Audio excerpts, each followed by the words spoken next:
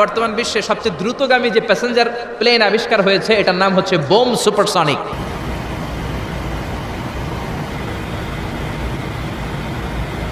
কি নাম?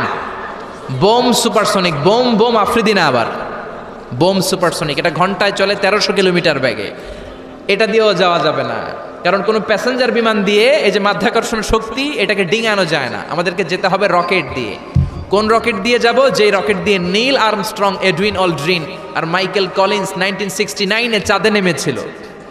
ওই রকেটটার নাম হচ্ছে অ্যাপোলো 11। যারা যারা হাত তুলছেন একটু নামটা মুখস্থ রাখেন, অ্যাপোলো 11। তা না হলে আপনি ঘুরে আসলে লোকেরা জিজ্ঞেস করতে পারে কোন রকেটে গেছিলেন, তখন বলতে হবে না অ্যাপোলো 11-এ গেছিলাম। তো ঠিক আছে, যারা যারা হাত তুললেন তারা আর আমি এখন পৃথিবী থেকে সবচেয়ে কাছের যে তারাটা প্রক্সিমা সেন্ট্রাই তার নাম, ওইখানে পিকনিকে যাব। তো এই যে রকেটটা দিয়ে যাব অ্যাপোলো 11, এটা কত দ্রুত চলে এটা আগে শোনেন।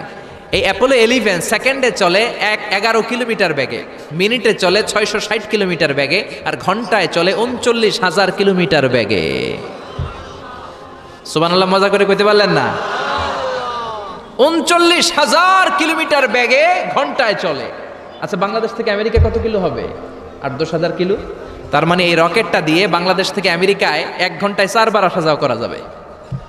সুবহানাল্লাহ পড়েন। তো যারা যারা হাত তুলেছেন, আসেন আমরা এই রকেট দিয়ে পৃথিবীর সবচাইতে কাছের তারা প্রক্সিমা সেন্ট্রাইতে শীতকালের পিকনিকে যাব। কিন্তু যাবেন যে কত সময় লাগবে এটাও তো জানার দরকার আছে না নাই? যেই রকেটটা অ্যাপোলো 11 ঘন্টায় চলে কত হাজার কিলোমিটার বেগে? 39,000 কিলোমিটার বেগে। 39,000 কিলোমিটার বেগে ছোটে এরকম একটা রকেট দিয়ে যদি পৃথিবীর সবচেয়ে কাছের তারায় আমরা পৌঁছতে চাই, আমাদের 1,15,000 বছর লেগে যাবে। কেন ইমাজিন? আপনি কল্পনা করতে পারেন যে রকেটটা ঘন্টায় ছুটবে আপনাকে নিয়ে 39,000 কিলোমিটার বেগে, ওই রকেটটা দিয়ে পৃথিবীর সবচেয়ে কাছের যে তারাটা ওইটাতে পৌঁছতে আমাদের 1,15,000 বছর লেগে যাবে।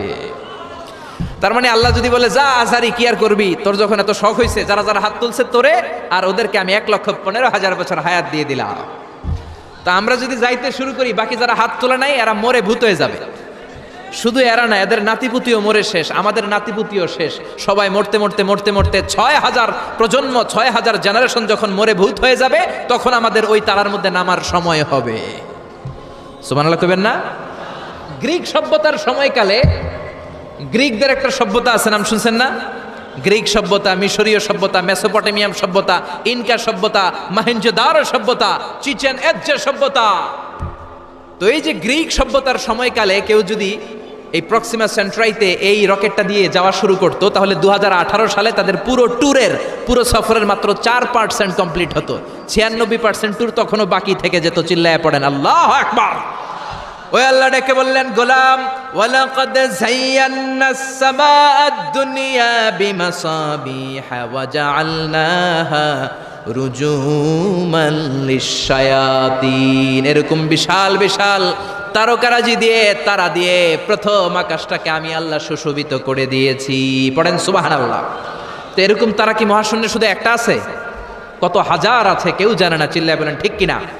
এরপরে রাব্বুল আলামিন প্রথম রুকুর শেষের দিকে বললেন, ওয়া আসিররু কাওলাকুম আও ইজহারু বিহি ইন্নাহু আলিমুম বিযাতিস সুদূর।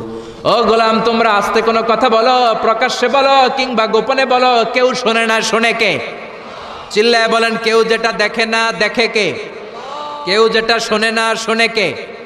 দুনিয়ার সবার চোখ আপনি ফাঁকি দিতে পারবেন, আমার আল্লাহর চোখ ফাঁকি দেয়া যাবে নাকি? আচ্ছা বলেন তো, পুলিশের চোখ ফাঁকি দেয়া যায় কি যায় না? র্যাবের চোখ, বিমানবন্দরে কাস্টমস অফিসারের চোখ, দুর্নীতি দমন কমিশনের অফিসারের চোখ, পরীক্ষার হলে ম্যাজিস্ট্রেটের চোখ, কিন্তু আমার আল্লাহর চোখ ফাঁকি দেয়া যায়?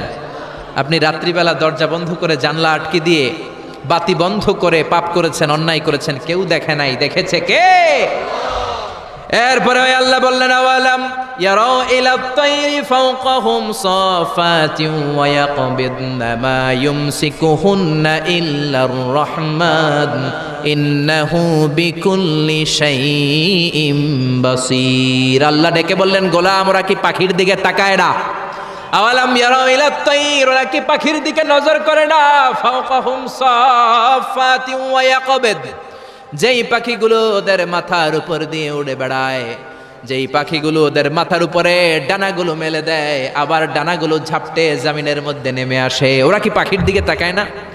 কেউ যদি পাখি নিয়ে গবেষণা করে সে নাস্তিক হতে পারে। আপনি যদি পাখি নিয়ে রিসার্চ করেন আপনি নাস্তিক হতে পারবেন না। এজন্য আল্লাহ তাআলা পবিত্র আল কোরআন আল কারীমের অনেক জায়গায় পাখির কথা বললেন, পাখি দিয়ে আল্লাহ দৃষ্টান্ত দিলেন। সুলাইমান আলাইহিস সালামকে আল্লাহ তাআলা একটা স্পেশাল পাখি দিলেন, ওটার নাম হচ্ছে হুদহুদ। 1000 মিটার উপর থেকেও তার এই পাখির চোখে মেগাপিক্সেল এত বেশি ছিল, জমিনের দিকে নজর করেই জমিনের কত ফুট নিচে মিষ্টি পানি আছে এই পানির সন্ধান সে সুলাইমান নবীকে দিয়ে দিত। সুবহানাল্লাহ পড়েন। কত কিসিমের, কত ধরনের, কত রং বেরঙের পাখি যে আল্লাহ পৃথিবীতে বানিয়েছেন তার কোনো ইয়ত্তা নেই। হামিং বার্ড নামে একটা পাখি আছে, নর্থ আমেরিকাতে পাওয়া যায়, পৃথিবীর সবচেয়ে ছোট্ট সাইজের পাখি। এটা যখন প্রাপ্ত বয়সে পৌঁছে এই পাখিটার সাইজ হয় মাত্র 3 ইঞ্চি। কয় ইঞ্চি? পৃথিবীর সব পাখি সামনের দিকে উড়ে, আর এই হামিং বার্ড সামনেও যেমনি উড়ে পিছনের দিকে উঠতে পারে। সুবহানাল্লাহ কইলেন না?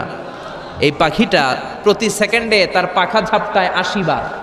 কয়বার? আমি আপনি আমাদের হাতগুলো 1 সেকেন্ডে ঝাপটাতে পারবো কয়বার? 4 বার, সবচেয়ে বেশি হলে 5 বার। আর এই পাখিটা প্রতি সেকেন্ডে তার ডানা ঝাপটায় 80 বার। চিল্লায় এখন সুবহানাল্লাহ। আলপিন সুইফট নামে একটা পাখি আছে, সাউথ ইউরোপের আল্পস পর্বতমালার পাশে এই পাখিগুলো পাওয়া যায়। গোটা বিশ্বে এটাকে সুইফট বার্ড বলে, সুইফট বার্ড। এই সুইফট বার্ড একবার শূন্যে উড়াল দেওয়া শুরু করলে 8 মাস উড়ন্ত অবস্থায় থাকতে পারে। আবার কোনো প্রয়োজনে পৃথিবীতে নেমে আসে, আবার উড়াল দিলে আবার 8 মাস, আবার নেমে আসে, আবার উড়াল দিলে আবার 8 মাস। সুবহানাল্লাহ পড়েন। হোমা বার্ড নামে একটা পাখি আছে, যেই পাখিটা উড়ন্ত অবস্থায় ডিম পেড়ে দেয়, আর ওই ডিম জমিনে পড়ার আগেই উড়ন্ত অবস্থায় শূন্যে থাকতে ওই ডিম ফুটে বাচ্চা বেরোয়, ওই বাচ্চাও আবার শূন্যে উঠতে শুরু করে দেয়।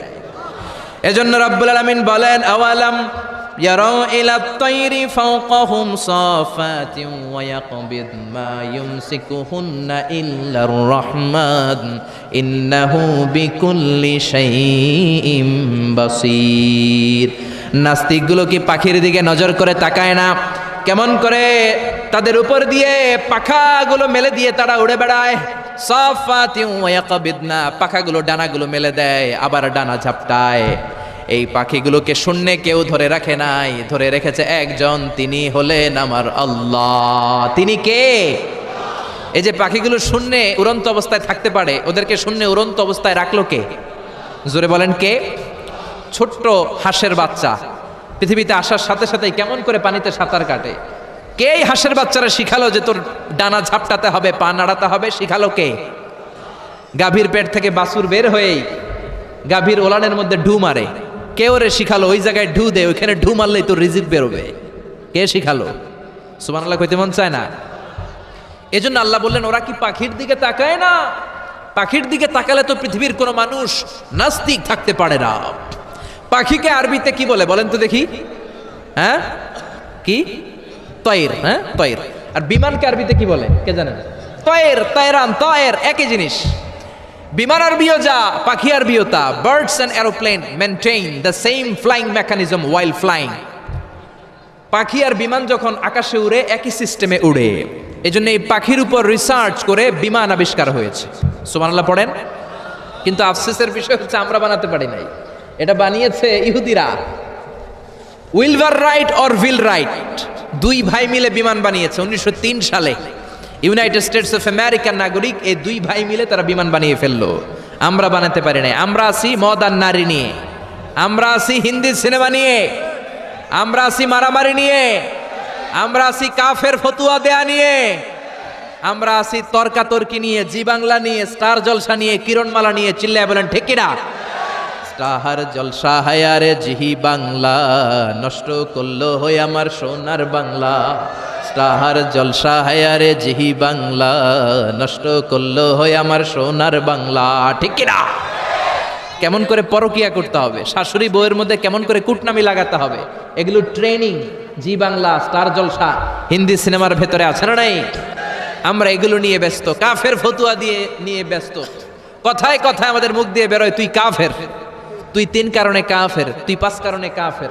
তুই 6 কারণে কাফের।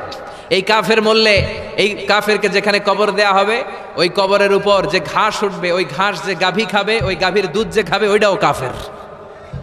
এরকম ফতোয়া আছে না নাই? তো আমরা এই ফতোয়াবাজি নিয়ে ব্যস্ত। উইলবার রাইট আর অরভিল রাইট কোরআনের এই আয়াতের উপর রিসার্চ করে গবেষণা করে এরা দুইজন বিমান বানিয়ে ফেললেন। এই দুই ভাই পাহাড়ের মধ্যে শুয়ে কত পাখি যে দেখেছে, কত পাখির ছবি যে এঁকেছে, কত পাখির মোশন অ্যান্ড মুভমেন্ট নিয়ে তারা গবেষণা করেছে। করতে করতে করতে এই দুই ভাই বিমান বানিয়ে ফেলেছে। তবে এখনকার মতো এত উন্নত বিমান নয়, ছোট্টখাট্ট বিমান, একটু উড়ে আবার ধপাস করে জমিনে পড়ে, একটু উড়ে আবার ধপাস করে জমিনে পড়ে। সর্বপ্রথম ফ্রান্সের এক শহর থেকে আরেক শহরে পৃথিবীর প্রথম প্যাসেঞ্জার বিমান এক শহর থেকে আরেক শহরে ল্যান্ড করেছে। এই তো মানুষের স্বপ্ন বাস্তবায়িত হয়ে গিয়েছে।